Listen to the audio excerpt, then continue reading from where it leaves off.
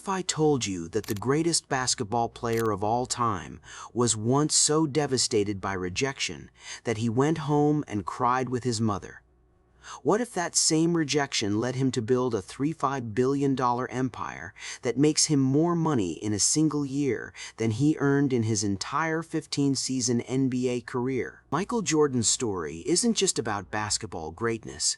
It's about turning the worst moment of your teenage life into the foundation for becoming one of the richest athletes in history. This is the incredible journey of how a heartbroken 15-year-old transformed his pain into the most iconic brand in sports, proving that our greatest failures can become our strongest motivations. Michael Jeffrey Jordan was born in Brooklyn but grew up in Wilmington, North Carolina, where basketball wasn't even his first love. Baseball was. As a quiet, soft-spoken teenager at Laney High School, Michael often got picked on by other kids who joked about his haircut and tongue-hanging style. The summer of 1978 changed everything when 15-year-old Michael, standing just 5'10" and weighing 140 pounds, tried out for varsity basketball. 50 boys competed for 15 spots, with only 5 available for new players. When the roster was posted, Michael's name wasn't there. His friend Leroy Smith, chosen for his 6'7" height, made the team instead. Michael was devastated. "I didn't want to play any more sports. I felt like the coach didn't like me." Michael came home that day crushed and crying. His mother Dolores remembered the painful evening. He was devastated. "He came home upset, crying, and we both cried because I knew he wanted to really compete with the other guys." This moment could have ended Michael's basketball dreams, but Dolores knew her son better than anyone. Her advice was simple but powerful.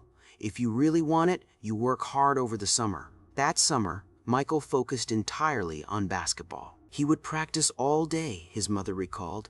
That basketball never left his hand. He returned to school with a vengeance, becoming the JV team's star with multiple 40-point games. JV games became more popular than varsity because people came specifically to watch Michael play.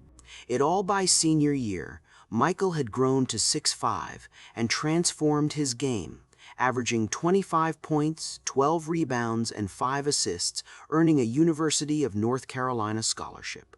At UNC, under Dean Smith, Michael's legend began. As a freshman in 1982, he made the game-winning shot in the NCAA championship against Georgetown, putting North Carolina on top and himself on the national stage. He was named ACC Rookie of the Year, becoming the 4th freshman in school history to start for the Tar Heels. During sophomore and junior years, Michael was named NCAA College Player of the Year both times. After his junior season in 1984, he declared for the NBA draft, ready to take his talents to the professional level. The Chicago Bulls selected Michael 3rd overall in 1984, behind Hakeem Olajuwon and Sam Bowie. Portland's choice of Bowie over Jordan remains one of basketball's biggest draft mistakes. As a rookie, Michael averaged 28 points and won Rookie of the Year. In 1986-87, he became the first player since Wilt Chamberlain to score 3,000 points in a season. Individual success didn't immediately translate to team success until the Bulls acquired Scottie Pippen, Dennis Rodman, and supporting talent. The breakthrough came in 1991 with their first championship and Michael's first Finals MVP. What followed was unprecedented. 6 championships in 8 years, with Michael winning Finals MVP all 6 times, cementing his legacy as basketball's greatest player. In 1984, the same year he was drafted, Michael signed a revolutionary deal with Nike that transformed sports marketing. Nike was primarily a running shoe company wanting to break into basketball, offering the young rookie something unprecedented: $500,000 per year, Nike stock, and his own signature shoe line. While Adidas and Converse offered traditional deals, Nike's package was revolutionary. The Air Jordan 1 launched in 1985 as an immediate sensation. Nike expected $4 million in sales over 4 years, but sold $126 million in year 1 alone. The partnership was so successful that Nike created Jordan Brand as its own subsidiary in 1997. Today, Jordan Brand generates over $7 billion annually, with Micheal earning approximately 5% royalties, around $350 million yearly, more than his entire NBA career earnings. July 1993, Micheal's father James was murdered during a robbery, devastating the superstar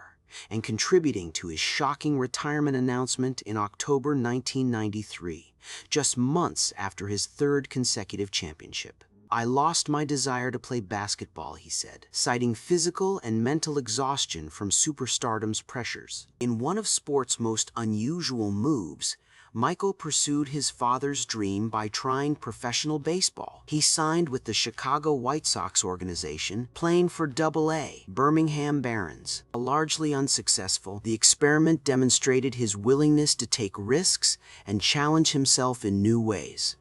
After 17 months away, Micheal returned to basketball in March 1995 with a simple two-word fax: "I'm back," energizing the entire league. The 1995-96 season was historic. Micheal led the Bulls to a then-record 72 regular season wins and another championship. The Bulls won 2 more titles in 1997 and 1998, completing the second three-peat and cementing Jordan's greatest ever status. Micheal retired again in 1999, but couldn't stay away, returning for 2 seasons with Washington Wizards from 2001-2003. At age 40, he proved he could still compete by becoming the first 40-year-old to score 40 points in a game. His competitive fire never dimmed, famously using every slight, real or imagined, as motivation. During his 2009 Hall of Fame speech, he even mentioned Leroy Smith, showing how that high school memory continued driving him throughout his career, transforming rejection into relentless motivation. Micheal's business acumen extended far beyond endorsements. In 2010, he purchased a majority stake in the Charlotte Bobcats for $175 million, becoming the first former player to become a majority NBA owner. The investment proved brilliant. In 2023, he sold his majority stake at a $3 billion valuation, netting approximately $1.76 billion before taxes, while retaining a minority stake worth $150 million. The sale effectively doubled his net worth overnight. His diverse portfolio includes NASCAR Team 23XI Racing and Cincoro Tequila. What makes his financial success remarkable? He earned only $94 million during his entire NBA career. Everything else, the billions in net worth, came from business ventures and endorsements, transforming himself from athlete into global brand. Micheal became more than an athlete. He became a global cultural phenomenon. He inspired the phrase, "Be like Mike," and introduced basketball to international audiences. His Air Jordan sneakers remain the world's most popular basketball shoes, worn by athletes and fashion enthusiasts decades after his retirement. He revolutionized athlete endorsements, showing players could build business empires lasting long after their playing careers ended. Before Micheal, athletes signed simple endorsement deals. After Micheal, they demanded equity stakes, royalty arrangements, and branded products. His influence transformed sports business forever, proving athletes could become successful entrepreneurs and global brands. The shy teenager who cried after being cut had become the most competitive athlete in sports history, using that early rejection as fuel for unprecedented success. Today, Micheal Jordan's net worth stands at $35 billion, making him one of history's richest athletes. His wealth comes from multiple sources. Nike royalties bring $300 million annually. Ownership investments generated billions, and stakes in various businesses continue growing. The devastating high school rejection that broke his heart became the foundation for a mindset refusing defeat in any form. His story proves that sometimes our greatest disappointments become our strongest motivations. He transformed failure into fuel, rejection into determination, and heartbreak into history. Micheal's journey from heartbroken teenager to billionaire business mogul shows that success isn't about never failing. It's about how we respond when we do. The next time you face rejection, remember Michael Jordan. Will this break you or will this make you?